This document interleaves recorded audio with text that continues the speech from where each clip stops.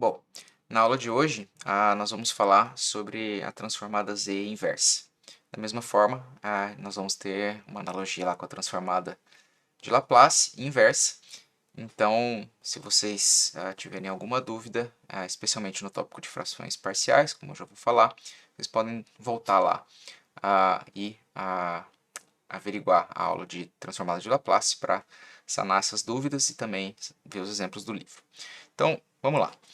A transformada z é definida por essa expressão aqui, né? Então, a transformada z de um sinal discreto é dado pelo somatório de n igual a menos infinito até mais infinito do x de n vezes o z elevado a menos n. E a gente pode fazer uma analogia com a transformada de Fourier de um sinal discreto.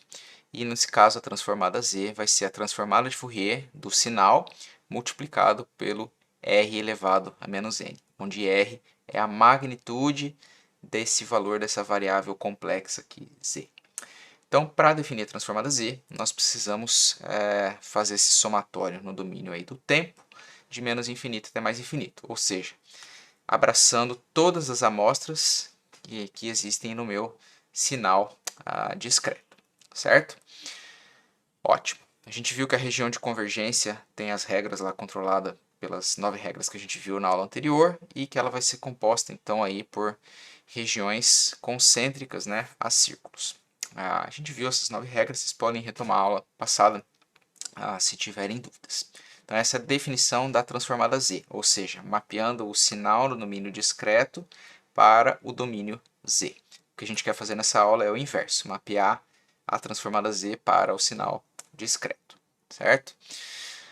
Bem, então a gente tem a relação com a transformada de Fourier de um sinal discreto e a definição da transformada z inversa é dada por essa integração aqui, muito similar ao que acontecia na transformada de Laplace. Só que agora a gente tem uma pequena diferença, né? A integração ela vai acontecer ao longo de um contorno circular fechado, que não era o caso na transformada de Laplace, tá? Esse contorno circular aí, essa integração é dada no sentido anti-horário e é feita ao longo de um contorno circular de raio R. E esse R, a gente pode escolher qualquer R, qualquer valor de R para o qual a nossa transformada Z convirja, ou seja, qualquer valor de R que esteja na região de convergência da minha transformada Z, certo? Então, o R precisa pertencer à região de convergência. Bom, o cálculo dessa integração no plano complexo ele é bem complicado, né? E na prática a gente acaba não fazendo isso. Então, um approach prático que a gente tem é usar o método de frações parciais, que a gente já viu lá para a transformada de Laplace. Então, nessa aula eu não vou dar nenhum exemplo de método de frações parciais por causa do tempo. Por quê? Eu já cobri isso em transformada de Laplace e porque tem vários exemplos legais no livro base da disciplina. Tá?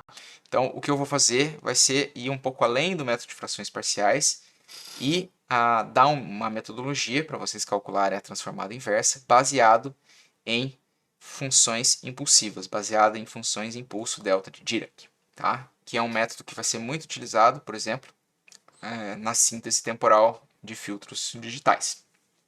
Então, tendo a transformada Z, a gente consegue computar a inversa baseado em sinais impulsivos. Tá? E é isso que eu vou cobrir agora, no restante da aula. Bem, então a gente sabe, a gente já viu o exemplo de calcular a transformada Z do delta de Dirac, né? E assim como na transformada de Fourier, a gente tem uma transformada Z que é 1, né, para toda variável Z, e a região de convergência é todo o plano Z. E a gente também viu o delta de Dirac atrasado de um valor m, né? Então a gente sabe que neste caso o delta de n menos m tem transformada z elevado a menos m. E a região de convergência é todo o plano z, exceto por o zero. Então vai ter um polo aqui em zero se o m for maior que zero.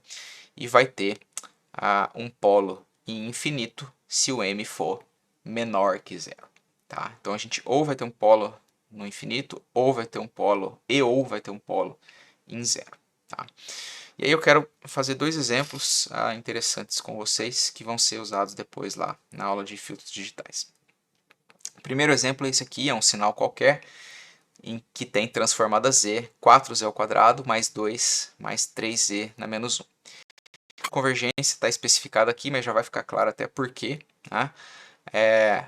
Vocês veem que a região de convergência é todo o plano z, exceto pelo zero e pelo infinito. Né? É um sinal com duração finita, então ele é todo zerado para trás de menos 3 e para frente de mais 2.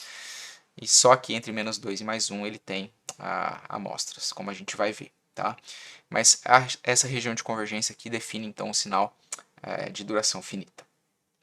Bem, eu coloquei o resultado aqui, mas eu de fato quero fazer isso aqui no quadro com vocês. Então, a gente sabe, né, que a transformada z do impulso é 1 para a região de convergência todo o plano z, e a transformada z de ΔN menos m é z elevado a menos m, e a região de convergência é todo o plano z, exceto pelo zero, se o m for maior que zero, e pelo infinito, se o m for menor que zero.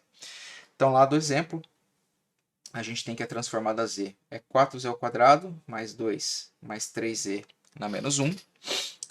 E a gente tem essa região de convergência aqui, que é todo o plano z, exceto por um polo em zero e um polo no infinito. Certo? Definindo, portanto, um sinal de duração finita. Eu posso reescrever essa transformada z da seguinte forma. A transformada z, então, vai ser igual.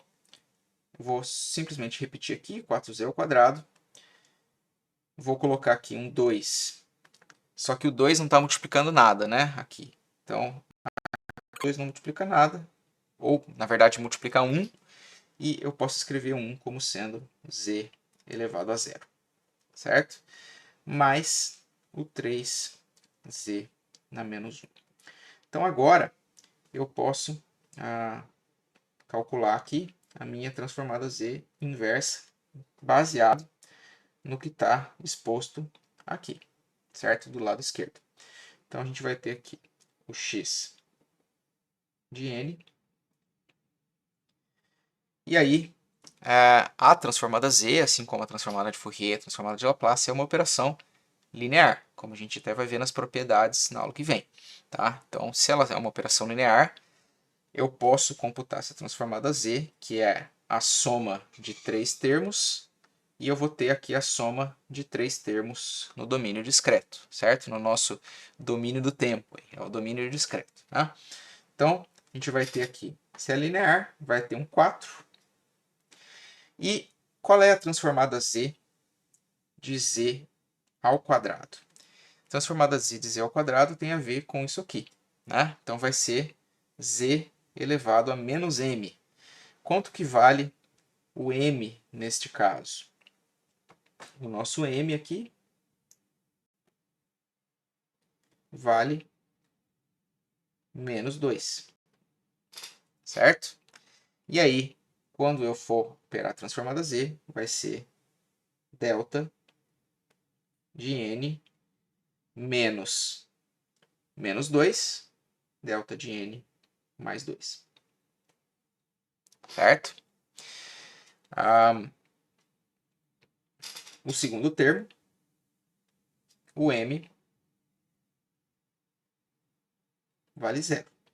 E no terceiro termo, o m vale mais 1. Então, quando eu calcular aqui para o segundo termo, eu vou ter o 2 no segundo termo, delta de n. O m vale 0, então eu fecho o colchete aqui.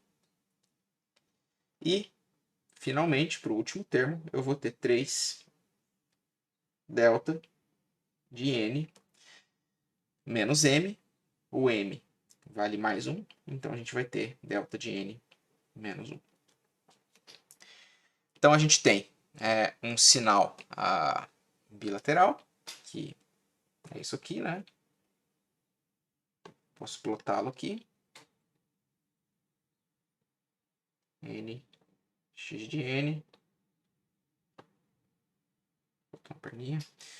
E aí o meu sinal vai ser, para n igual a menos 2, eu vou ter uma amostra igual a 4. Menos 1 não tem nada, é 0. Opa, aqui é menos 1. Em 0 eu vou ter 2. E em 1 eu vou ter o 3. E aí depois para cá, para frente é tudo 0 e para trás ali também, tudo 0. Então, se a gente voltar ali na apresentação, nós temos aqui o resultado, né?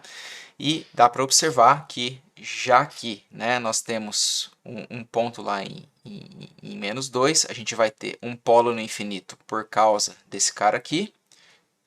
A gente não tem nenhum polo por causa desse cara aqui. E a gente tem um polo em 0 por causa desse cara aqui. Isso tem a ver com a definição, né? Desculpa, por causa desse cara aqui, né, do mais 2. A gente vai ter um polo no infinito. Por causa desse menos 1 aqui, a gente vai ter um polo em 0. Isso tem a ver com a definição aqui do delta n menos n, né? Então, maravilha, né? A gente tem uma transformada z aí baseado aí transformada z inversa baseada em funções impulsivas, tá? O exemplo final que eu quero dar é quando a gente tem essa transformada z aqui, que a gente já viu também, 1 dividido por 1 menos a z menos 1, com região de convergência, módulo de z maior que a. Esse sinal aqui é um sinal lateral direito que tem duração infinita. Ele vai decaindo aqui para a menor que 1, né? Ele vai ser decrescente, né? A região de convergência a gente já viu, ele é o círculo externo aqui, a posição desse polo. E por que a gente consegue representar essa fração aqui esquisita com impulsos? Essa é a intuição que eu queria dar nesse exemplo, né? Então, se a gente for lá para o nosso quadro, a gente sabe que a transformada z é definida aqui por esse termo. E se a gente fizer uma expansão desse termo em série de potências, o que a gente vai ter é um x de z igual a 1 vezes z elevado a 0, a vezes z elevado a menos 1, a ao quadrado vezes z menos 2, e assim por diante, até um am z elevado a menos m. E aí, se a gente fizer a operação da z inversa, baseado na definição lá das funções impulsivas, a gente vai ter 1 delta de n mais a delta de n menos 1 mais a ao quadrado delta de n menos 2 mais reticências mais a elevado a m delta de n menos m, onde m é um valor muito grande, né, lá para frente, já que o sinal tem duração infinita. E notem que se o nosso a for menor que 1, então a gente vai ter que o a elevado a m é menor que o próximo a ali, né, o a um pouquinho menor, que vai ser menor que o a ao quadrado, que vai ser menor que o a elevado a 1, que vai ser menor que 1, certo? Então a gente vai ter aquele sinal decrescente que está colocado aqui na nossa apresentação, certo? E aí o que acontece é que nós vamos ter polos presentes aqui, né? E particularmente a gente tem esse polo aqui em 1 sobre A sempre, né? Desculpa, em A, não em 1 sobre A, mas em A. E a partir desse polo a gente tem a nossa região de convergência, certo? Então, esses eram os dois exemplos que eu queria dar nessa aula. Os exemplos, de novo, de frações parciais vocês podem ver no livro e também ver em detalhes como calculá-los lá na aula de transformada de Laplace, é a mesma coisa. Essa coisa dos impulsos, né, do delta de Dirac, que vai um pouquinho além do que a gente viu lá para a transformada de Laplace, e é muito interessante, então para síntese de filtros digitais. Tá bem? Até mais.